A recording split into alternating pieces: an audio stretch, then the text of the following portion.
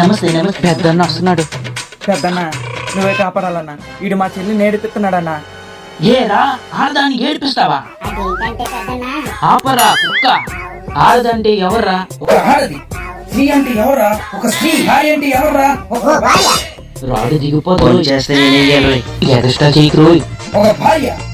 అసలు ఆడదంటే ఎవరా? ఒక శక్తి, ఒక యుద్ధం, ఒక బీభత్సం. ఉన్న పండిపోయి ఉన్నాడు. ఏంటి ఏంటి అమృతాంజలి తప్ప.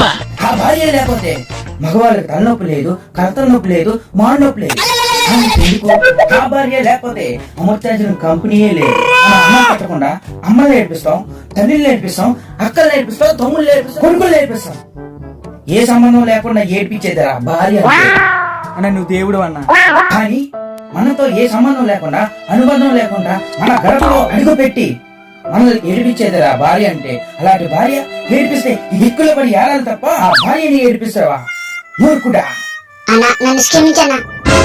క్షమించాలా? ఇంకొక మాట మాట్లాడితే నీకు కోస్తా. కంగారు పడకు, నాలుక. బుద్ధిగా తీసుకెళ్లి చూసుకో. అన్న గ్రేటు. దండాలు పెద్దన్న, ఇంకెప్పుడు అలా ఏడిపించిన పెద్దన్న.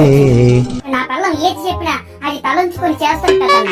సారీ, దాన్ని ఏడిపిస్తే నా చెప్పుతో నేనే కొట్టుకుంటాను పెద్దన్న.